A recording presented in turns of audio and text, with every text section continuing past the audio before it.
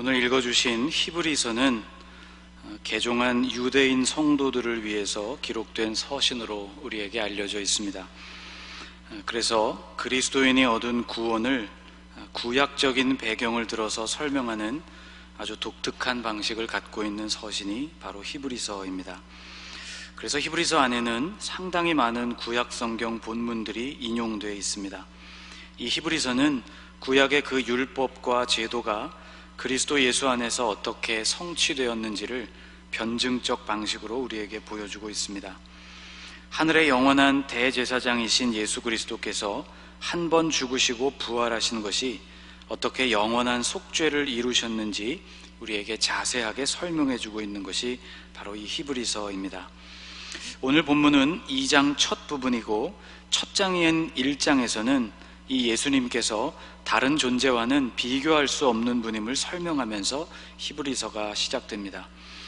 1장 3절에서 이 예수님을 설명하기를 그분은 하나님의 영광의 광채이시고 또 그 본체의 형상이시며 그 능력의 말씀으로 만물을 붙드시는 분, 또 죄를 정결하게 하시는 분, 지극히 높으신 하나님의 우편에 앉으신 분이라고 설명하고 있습니다. 또 4절 이하에서는 예수님께서 단순히 천사와 같은 영적인 존재가 아니라는 것에 대해서 꽤 길게 설명을 이어갑니다. 영적인 존재인 천사들보다도 훨씬 뛰어나신 분, 감히 천사와는 견줄 수 없는 분이심을 1장에서 설명하고 있는 것이죠. 1장을 이렇게 바로 이러한 부분을 설명하는 데 할애하고 있는 이유가 있습니다. 그 이유는 당시 그리스도교 공동체를 위협하던 사상의 쐐기를 받기 위해서였습니다. 당시 교회 공동체는 영지주의, 즉 예수님을 육신을 입고 오신 하나님으로서가 아니라 천사와 같은 영적인 존재로만 생각하는 이단적인 사상의 영향을 받고 있었습니다. 영지주의자들은 영은 선하고 좋은 것, 육체는 반대로 악한 것이라고 생각을 했습니다. 그래서 하나님께서 그 악하고 더러운 육체를 입고 육신을 입고 이 땅에 오실 수는 없다, 그렇게 결론을 내렸죠. 예수님은 그래서 그저 천사와 같은 영적인 모습으로 이 세상에 오셨을 뿐이라고 믿게 되었던 것입니다. 그러나 우리가 알고 또 믿고 있는 대로 예수님은 육체를 입고 오신 분이시죠. 온전한 대속제물이 되시기 위해서는 육체로서의 죽음이 반드시 필요했기 때문입니다. 그러나 육신을 입으셨지만 예수님의 가치는 변하지 않았습니다. 예수님은 그 가치에 있어서 천사와는 비교될 수 없는 분이시죠. 2장을 시작하면서는 그분의 입술로 직접 들려주신 그 말씀의 권위에 대해서 언급하고 있습니다. 오늘 본문 2절과 3절 말씀을 보면 천사들을 통하여 하신 말씀이 견고하게 되어 모든 범죄함과 순종하지 아니함이 공정한 보응을 받았거든 우리가 이같이 큰 구원을 등한히 여기면 어찌 그 보응을 피하리요. 이 구원은 처음에 주로 말씀하신 바요 들은 자들이 우리에게 확증한 바니 라고 말씀하고 있습니다. 천사들을 통해서 주신 말씀도 권위가 있었습니다. 그것이 주님의 말씀이었기 때문이죠. 그래서 그 말씀에 순종하지 않았던 사람들은 그에 대한 분명한 보응을 받게 되었습니다. 그러나 예수님이 오신 이후로는 천사를 통해서가 아니라 이 말씀을 주님을 통하여 직접 듣게 되었습니다. 육신을 입고 오신 하나님, 그분으로부터 직접 듣게 된 것이죠. 그러니 이 말씀을 가볍게 여긴다면 그 보응은 피할 수가 없다는 뜻입니다. 오늘 본문 히브리서 2장에서는 그래서 이 들은 바 말씀에 유념하라고 우리에게 가르치고 있습니다. 2장 1절이 이렇게 시작하죠. 같이 읽어볼까요? 그러므로 우리는 들은 것에 더욱 유념함으로 우리가 흘러 떠내려가지 않도록 함이 마땅하니라. 우리는 들은 것, 곧 예수 그리스도의 말씀에 유념해야 합니다. 여기서 유념하다라는 말은 헬라어 단어인 프로스 에코라는 말인데 이 단어는 신약 성경에 24번 정도 사용된 동사입니다. 이 단어는 영어의 have나 take와 같이 그 의미가 아주 다양한 동사입니다. 신약 성경에서 사용된 그 용례들을 따라서 정리해 보면 대략 4가지의 의미로 모아볼 수 있습니다. 개역 개정 성경을 기준으로 그 주요하게 사용된 4가지 의미는 주의하다, 따르다, 받들다, 전념하다 라는 의미로 사용되었습니다. 사용된 예들을 통해서 좀 더 자세히 살펴보도록 하겠습니다. 프로스 에코라는 말은 우선 주의하다, 삼가다, 조심하다 라는 의미로 13번 정도 쓰였습니다. 대표적으로 이런 말씀이 있죠. 사람에게 보이려고 그들 앞에서 너희 의를 행하지 않도록 주의하라. 프로세코라는 말에는 주의하다, 조심하다 라는 뜻이 있습니다. 또 프로세코라는 말에는 따르다 라는 의미가 있습니다. 이런 의미로 신약 성경에서 6번 정도 사용이 되었습니다. 대표적으로 사도행전 8장에 무리가 빌립의 말도 듣고 행하는 표적도 보고 한 마음으로 그가 하는 말을 따르더라 라고 말할 때 따르다 라는 의미로 쓰인 단어가 바로 프로스에코입니다. 또 이 단어는 받들다 라는 뜻으로도 한 번 사용되었습니다. 같은 히브리서 안에서 사용되었는데요, 7장 13절 말씀을 보면 한 사람도 제단 일을 받들지 않는 다른 지파에 속한 자를 가리켜 말한 것이라고 할 때 받들다 라는 의미로 쓰인 경우가 바로 이 한 번에 해당합니다. 오늘 우리에게는 4번째 의미가 굉장히 중요합니다. 왜냐하면 오늘 본문에서와 같은 뜻으로 사용되었기 때문이죠. 이 단어는 4번째로 유념하다 라는 뜻으로 4번 사용되었습니다.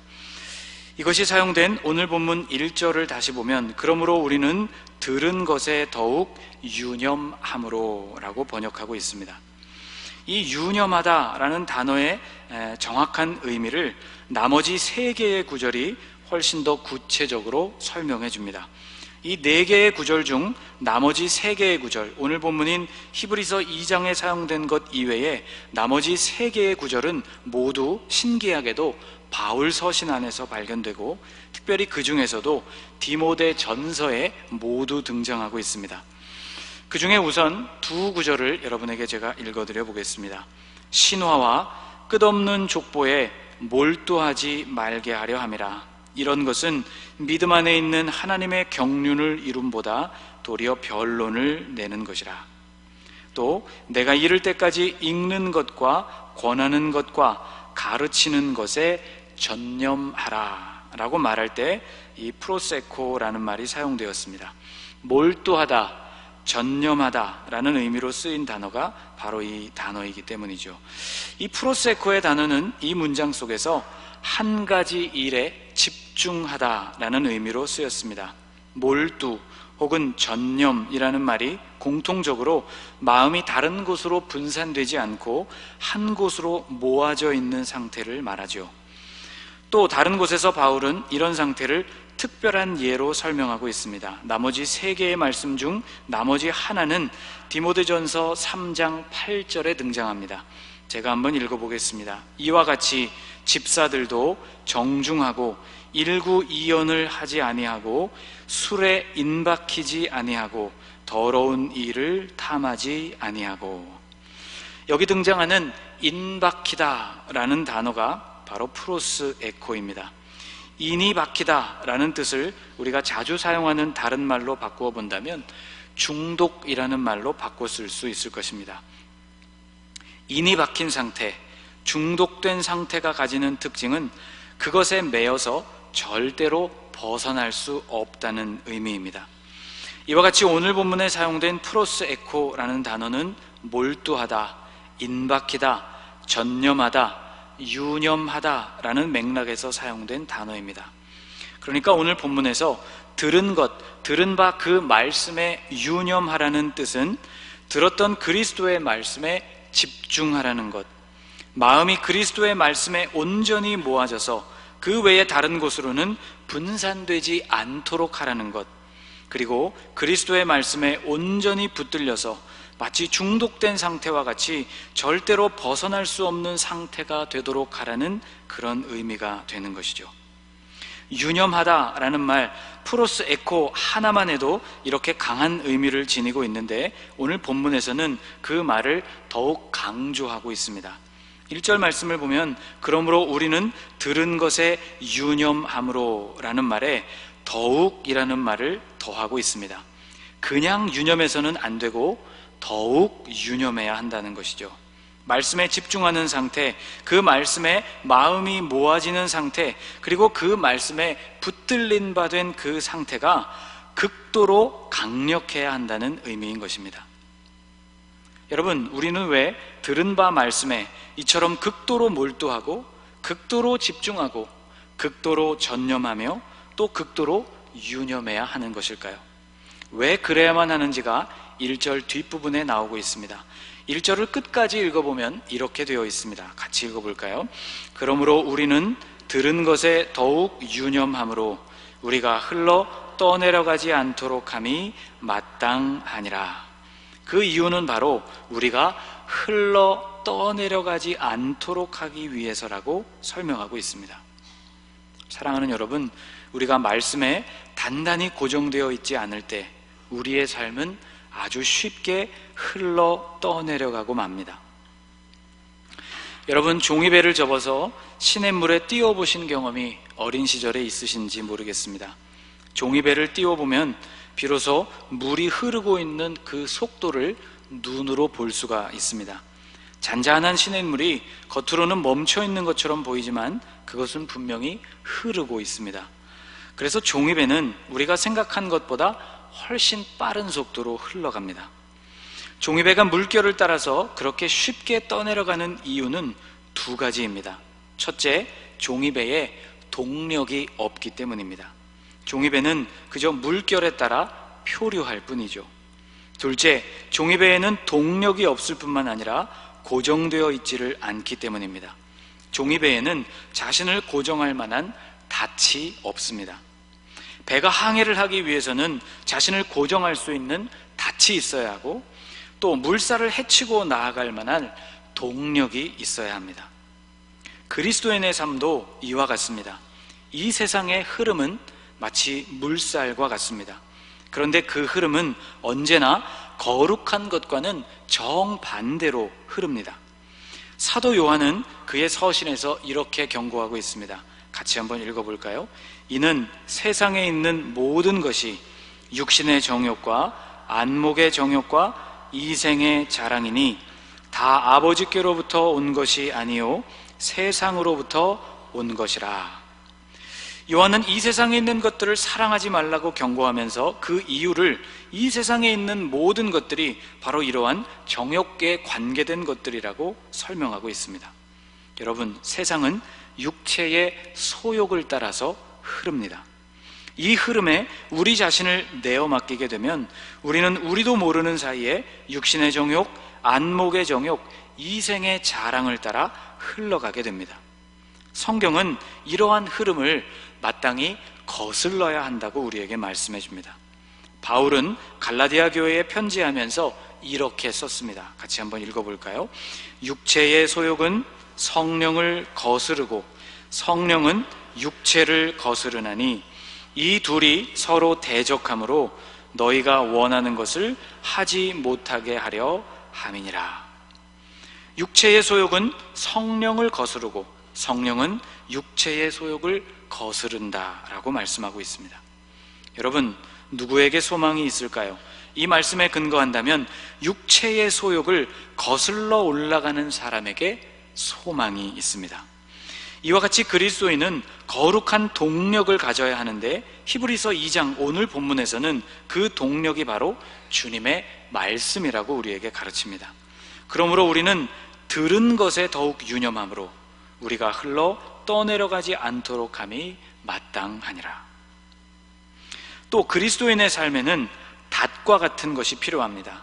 그것은 육체의 소욕을 따라 흐르는 물결 속에서 우리를 거룩한 곳에 머물게 해주는 닻입니다. 히브리서 6장으로 가보면 놀랍게도 닻에 대한 말씀이 나옵니다. 거기 이렇게 기록되어 있습니다. 우리가 이 소망을 가지고 있는 것은 영혼의 닷 같아서 튼튼하고 견고하여 휘장 안에 들어가나니. 이 구절이 위치하고 있는 단락의 제목을 살펴보면 하나님의 확실한 약속이라고 적혀 있습니다. 이 단락에서는 아브라함이 그에게 말씀하신 하나님의 약속을 끝까지 기다려서 결국에는 그 약속의 성취를 보았다는 것을 설명하고 있습니다. 즉 하나님의 말씀은 그만큼 의지하기에 확실한 것이라는 점을 말씀하고 있는 것이죠. 이와 같이 그리스도인도 확실한 닻을 가져야만 하는데 히브리서 2장 오늘 본문에서는 그것이 바로 주님의 말씀이라고 가르치고 있습니다. 그러므로 우리는 들은 것에 더욱 유념함으로 우리가 흘러 떠내려가지 않도록 함이 마땅하니라. 어린이들을 상대로 TV에서 아주 종종 나오는 실험 중에 하나가 있습니다. 옥수수 전분 가루와 물을 2대1의 비율로 섞어서 특별한 용액을 만드는 실험이죠. 이렇게 섞게 되면 아주 신기한 액체가 만들어집니다. 진득하게 반죽된 이 용액을 손 위에 올려놓게 되면 손가락 사이로 마치 녹은 아이스크림이 흘러내려가듯이 스르르 빠져나가 버립니다. 그런데 이 혼합물을 손으로 단단히 움켜잡게 되면 갑자기 단단해지면서 고체와 같이 변하게 됩니다. 여러분 보시는 화면에서처럼 이렇게 단단하게 움켜쥐면 마치 공처럼 손 안에 잡을 수 있는 것이 되지만 힘을 빼는 순간 저렇게 흘러 녹아내리는 아이스크림처럼 손가락을 빠져나가고 말죠. 이런 성질을 과학에서는 점탄성이라고 부르더군요. 액체의 끈끈한 성질인 점성과 튕겨내는 탄성을 함께 가지고 있다는 의미입니다. 이런 용액을 대량으로 만들면 그 위를 사람이 건너갈 수도 있습니다. 이 용액 위에 가만히 서 있으면 마치 늪에 빠지는 것처럼 사람이 빠져버리고 말지만, 그러나 빠른 속도로 힘을 주어서 밟으면 발바닥 아래가 단단해지면서 절대 빠지지 않는 것이죠. 보시는 것처럼 이 위에서는 달릴 수도 있고 춤을 출 수도 있습니다. 결국 관건은 이 위에서 계속해서 뛰고 움직이는 것이죠. 저는 그리스도인의 삶에 대해서 오늘 본문이 말씀하고 있는 부분을 묵상하면서 마치 우리 그리스도인의 삶이 이 점탄성 용액 위에 서 있는 삶과 같다는 생각을 해보았습니다. 멈추지 않고 계속해서 움직여야만, 거룩한 일을 위해서 움직일 때에야만, 주님의 말씀 안에서 계속해서 우리의 영이 살아있고 움직일 때에야만 우리가 세상에 빠지지 않고 떠내려 흘러가지도 않고 거룩한 곳에 머물 수 있기 때문이죠. 여러분, 무덥고 힘든 시간을 여러분과 제가 지나고 있습니다. 밤에도 계속 뒤척이게 되고 몇 번씩이나 잠에서 깨게 되죠. 아침에 일어나도 잠을 잔 것 같지 않은 기분이 드는 아주 힘든 여름을 지나고 있습니다. 그런 생각을 해봅니다. 정말 아무것도 하고 싶지 않다. 아마 여러분도 그런 생각이 드시는 계절일 겁니다. 그런데 여러분, 이런 육체의 무기력함이, 날씨로 인해서 우리 안에 들어오는 이런 육체의 무기력함이 영적으로도 우리에게 영향을 미칠 수가 있습니다. 그러므로 우리는 우리가 들은 바 이 말씀에 더욱 유념해야 하는 것이죠. 이 진리에 몰두하고 집중하고 전념하고 유념해야 하는 것입니다. 그것이 우리를 세상의 물결을 거스르게 해주는 동력이 되고, 또 그것이 우리를 거룩한 곳에 머물게 해주는 닻이 되며, 또 그것이 우리를 세상에 빠져버리지 않고 단단하게 서 있게 해주는 힘이 되기 때문입니다. 사랑하는 여러분, 하나님이 우리에게 늘 말씀하여 주시는 이 진리의 말씀에 온전히 몰두하고 집중하며 전념하고 유념함으로써 이 여름 하나님이 주시는 은혜 안에서 승리하고 그 위에 든든히 서실 수 있는 그런 건강한 여름이 되실 수 있기를 주님의 이름으로 축복합니다. 기도하겠습니다. 하나님, 거대한 세상의 흐름 속에서 우리가 살아갑니다. 잠시 한눈을 팔았을 뿐인데 우리도 모르는 사이에 그 물살에 떠내려가고 있는 우리 자신을 발견하곤 합니다. 우리가 듣고 배운 진리의 말씀, 그 확실한 말씀에 유념하는 사람들이 되게 하옵소서. 무더운 시간이 계속되고 있어서 우리의 몸은 괴롭지만 우리의 속사람은 진리의 말씀에 온전히 몰두하고 또 집중하며 전념하고 유념하는 거룩한 계절을 살게 하옵소서. 주님의 말씀이 세상의 물살을 헤치며 나아가는 동력이 되고 우리를 거룩한 곳에 머물게 해주는 닻이 되며 우리를 단단한 곳에 서게 해주는 능력이 됨을 믿습니다. 주님, 우리가 이 말씀에 유념함으로 승리를 얻게 하여 주옵소서. 예수님의 이름으로 기도하옵나이다. 아멘.